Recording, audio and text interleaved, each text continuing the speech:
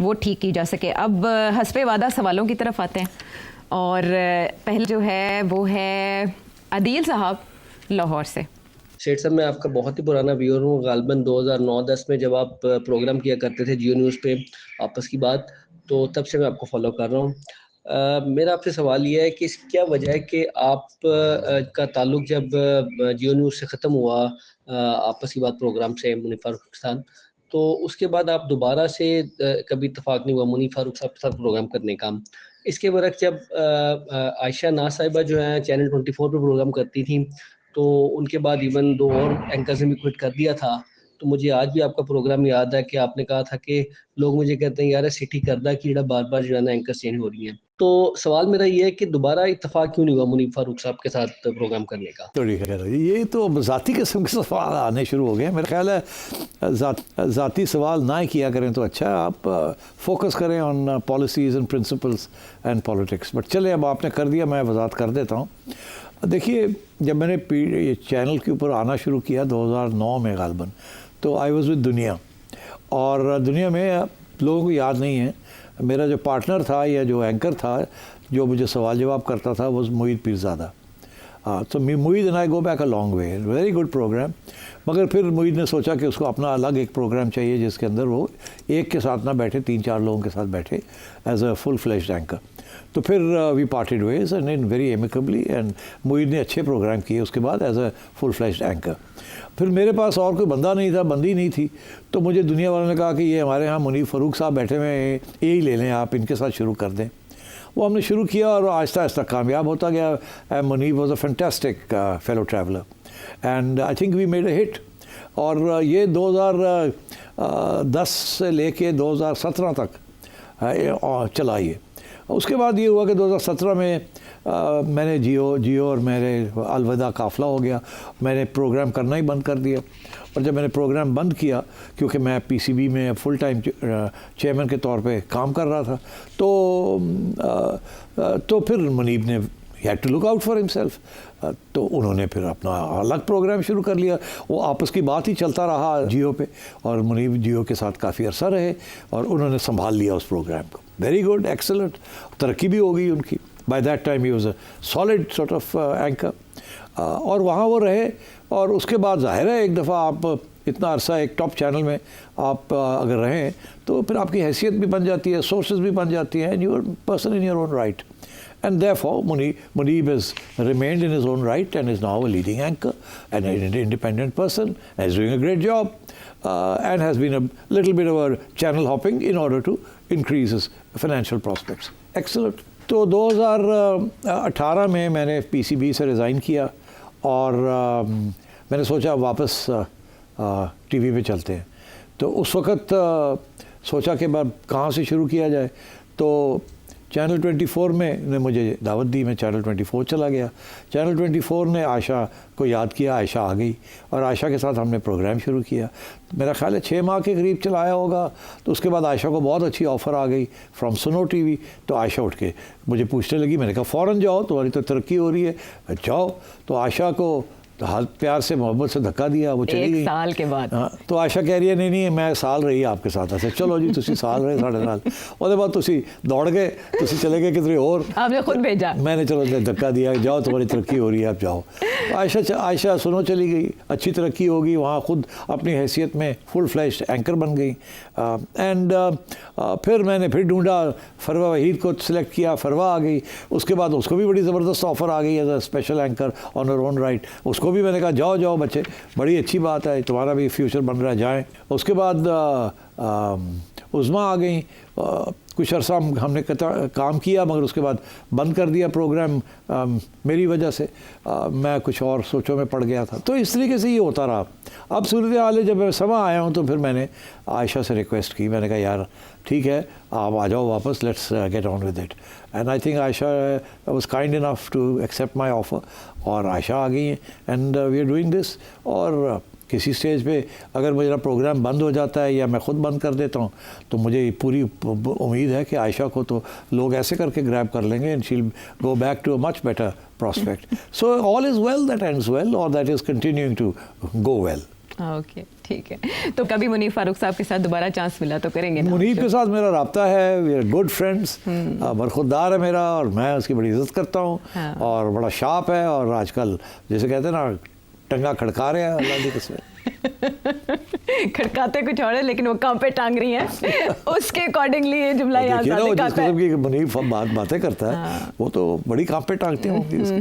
लेकिन बड़ी उम्दा केमिस्ट्री थी जहाँ से शुरू हुआ, और केमिस्ट्री बड़ी मैटर करती है। ये जो 1-on-1 टॉक शोज होते हैं या एनालिस्ट बेस्ड टॉक शोज। आपके सवाल का जवाब आपको मिल गया होगा। Back to the show. और अब बुरे वाला से उमर फारूक। फिर सब मैं कम से कम कोई 2 दहाइयों से जो है वो आपको पढ़ता और सुनता आ रहा हूँ। जितने भी आपके प्रोग्राम देखे हैं आज तक, उसमें मैंने जितने मुश्किल हालात क्यों ना हो, चाहे वो प्रेशर पाकिस्तान के ऊपर हो या आपकी अपनी ज़ात के ऊपर हो, आपको मैंने कभी घबराते हुए देखा नहीं, ना ही आपको मैंने ज़ेरे पे कभी कोई दुख के तासुरात देखे। वहाँ एक मौका ऐसा आया था जब फ़लस्तीन के बारे में आप बोल रहे थे, तब आपकी आवाज़ जो थी उसके अंदर मैं तकलीफ़ और आपके चेहरे के ऊपर जो तासुरात थे उससे ऊपर मैं दुख जो है मैं पढ़ पा रहा था। जिस तरह आप दुखी हैं वैसे ही पूरी पाकिस्तान कौम मुस्लिम उम्मा जो है वो दुखी है। सवाल मेरा आपसे ये है कि पाकिस्तान का मिलिट्री डायरेक्टर आपको पता है वो तो एक डिफेंसिव है, हम चाह के भी कुछ नहीं कर सकते, लेकिन अगर आज MBS एक बड़ा ही तगड़ा स्टैंड ले लें तो क्या इसराइल को सब मिलके मजबूर कर सकते हैं कि वो गजा के अंदर ये जो जेनोसाइड है और जो ये जुल्म कर रहे हैं, ज्यादती कर रहे हैं, ये बंद कर दें? ये क्यों नहीं कर सकते जी? अगर मुस्लिम ममालिक जो हैं इस इत्तफाक हो जाए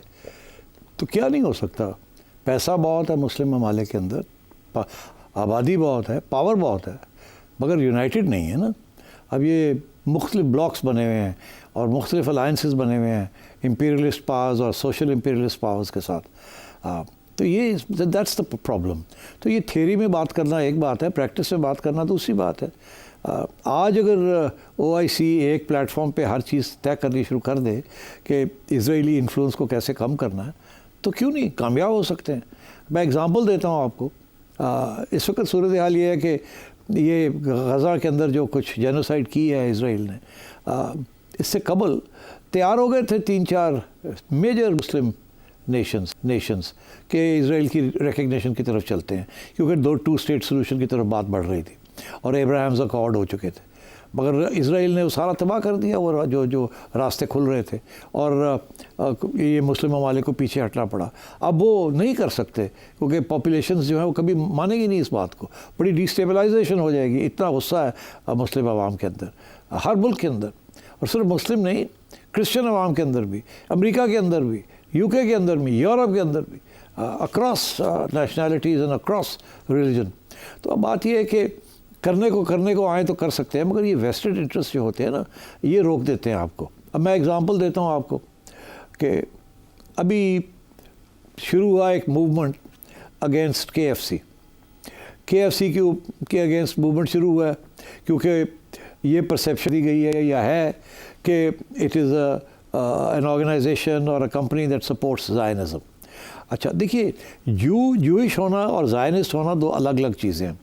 हर ज़ायनिस्ट जो है वो ज़रूरी नहीं कि वो सिर्फ जू ही है, और हर जू जो है वो ज़ायनिस्ट नहीं है। जूज़ एंड ज़ायनिस्ट में इतना फ़र्क है कि ज़ायनिस्ट वो हैं जो ग्रेटर इज़राइल की बात करते हैं, ज़ायन फॉलोअर्स ऑफ ज़ायन, कि जी ये ज़मीन जो है इसको हड़प करो, इसे अपना ये बनाएं, 1 state and so on and so forth. मगर बहुत से जूस हैं जो आर अपोज टू दिस, जो मल्टी स्टेट सोल्यूशंस ढूंढते हैं, स्पेशली सोशलिस्ट जूस जो हैं। So Zionism is the issue. Israel is a Zionist state. वो कब्ज़ा करना चाहती है, निकालना चाहती है, यूसर्प करना चाहती है अदर पीपल्स राइट्स। अच्छा, सो इसलिए अगर ज़ायनिज़्म के ख़िलाफ़ मुस्लिम ममालिक कोई अपने आप का एक प्लेटफॉर्म पे इकट्ठे हो जाएं तो क्या नहीं कर सकते। मैं अभी एग्ज़ाम्पल दे रहा था KFC का। KFC टर्की में, बांग्लादेश में, मलेशिया में KFC के ख़िलाफ़ एक महाज बनना शुरू हो गया अवामी। इसमें किसी हुकूमत का रोल नहीं है कि KFC इज़ सपोर्टर ऑफ, ये इल्ज़ाम ये है कि KFC जो है वो ज़ायनिस्ट ऑर्गेनाइजेशन है, या KFC के मालिक जो हैं वो ज़ायनिज़्म को सपोर्ट करती है। They may be Jews but they support Zionism, not all Jews support Zionism. तो उस सिलसिले में अब लोगों ने बॉयकॉट करना शुरू कर दिया। अभी 2 महीने पहले ख़बर आई कि जी टर्की के अंदर कोई 500 से ज़ायद जो आउटलेट्स हैं KFC की, वो उनको बंद करने का फ़ैसला किया और KFC मूव कर रही है बिकॉज रेजिस्टेंस आनी शुरू हो गई है। अब उसके बाद हमने देखा बांग्लादेश के अंदर एक मूवमेंट शुरू हो गई है KFC के बिना। आज हमने ख़बर पड़ी है कि यहाँ पाकिस्तान के अंदर भी एक कोई KFC की आउटलेट है, वहाँ उसको भी कुछ लोगों ने जाके वहाँ पत्थर वत्थर मारे, आग लगाने की कोशिश की। तो ये इट्स कैचिंग ऑन। अब सवाल ये है कि वाई KFC का तो अगर कोई इस्टेब्लिश हो गया तो मुझे नहीं पता, मगर ज़ाहिर है लोग तो ये समझते हैं कि इस्टेब्लिश हो गया, उसका कनेक्शन विद ज़ायनिज़्म। बट और भी बड़ी ऑर्गेनाइजेशंस हैं जिनका कनेक्शन है और स्ट्रॉन्ग कनेक्शन है, मगर ऐसी भी हैं जो फॉरेन ऑर्गेनाइजेशंस हैं, मल्टीनेशनल्स हैं, जिनका कोई ताल्लुक नहीं है। और आज मैं देख रहा हूँ उनको भी घिरा, वो भी इस खाते में लोगों ने उनको भी अटैक करना शुरू कर दिया है कि जी फ़लानी कंपनी जो है वो भी एक ज़ायनिस्ट कंपनी है, उसको भी बॉयकॉट किया जाए। हालांकि ज़रूरी ऐसी बात नहीं है।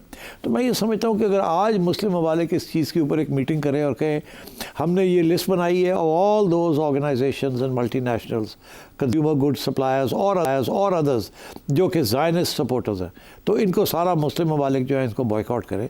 मैं समझता हूँ कि बहुत बड़ा कदम होगा, बहुत बड़ा कदम होगा।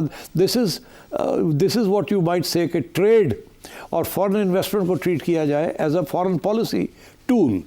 और मैं इसकी प्रेसिडेंस है कि मैं आपको बताता हूँ, जब साउथ अफ्रीका अपार्टाइड गवर्नमेंट थी वहाँ, तो दुनिया ने साउथ अफ्रीका को बॉयकॉट कर दिया था। South African oranges, south African fruit को बॉयकॉट कर दिया था, और बड़ी तकलीफ होनी शुरू हो गई थी to the white apartheid regime in South Africa and in Rhodesia and so on. तो क्या हुआ, कुछ 10-20 साल तो वो लड़ते रहे, मगर eventually they had to collapse and eventually Nelson Mandela and the anti apartheid movement succeeded, और एक बॉयकॉट वो सक्सेसफुल। आपको याद है क्रिकेट टीम्स के साथ भी कोई खेलने के लिए तैयार नहीं था, तो it was a very successful boycott. तो बॉयकॉट्स हो सकते हैं, but you have to get together. और अनलेस इसमें इस किस्म की बॉयकॉट के अंदर सऊदी अरेबिया और UAE, इस किस्म के जो मुल्क हैं जो रिच हैं, जिनके तल्लुकात हैं, अगर ऐसे मुल्क ये पॉलिसी नहीं इख्तियार करते तो जो बाकी छोटे मुल्क हैं वो बेचारे करेंगे भी तो कुछ नहीं होगा। But as I said, this needs a common platform. अभी वो नज़र नहीं आ रहा, बिकॉज नेशन स्टेट का मतलब ये है कि उम्मा is not first, nation state is first. Nation state के जो वेस्टेड इंटरेस्ट हैं they come first, not necessarily those of the Ummah. But there are cases, and there can be cases, where the Ummah and the nation states can both jointly join hands. अब ये कैसे होगा, but I think discussion ज़रूर होनी चाहिए इस पर। और ये ज़रूर है कि जो नॉन ज़ायनिस्ट ऑर्गेनाइजेशंस हैं, मल्टीनेशनल्स हैं, उनको अटैक बिल्कुल नहीं करना चाहिए, सोच समझ के करना चाहिए, specially in a country like Pakistan जिसे फॉरेन इन्वेस्टमेंट की बड़ी सख्त ज़रूरत है। हम तो इनकरेज कर रहे हैं लोगों को कि आप आएँ यहाँ इन्वेस्टमेंट करें, कंज्यूमर गुड्स में करें, असेंबलीज़ में करें, इंफ्रास्ट्रक्चर में करें, IT में करें, and so on and so forth. तो we should be even more careful कि हम ये अपॉर्चुनिटीज़ जो हैं अगर मुस्लिम उम्मा नहीं करती तो हम आगे बढ़ के शायद सोच के करें, क्योंकि हमारे जो वेस्टेड इंटरेस्ट है वो शायद नुकसान ना हो जाए। तो that's why it's important to have a common platform.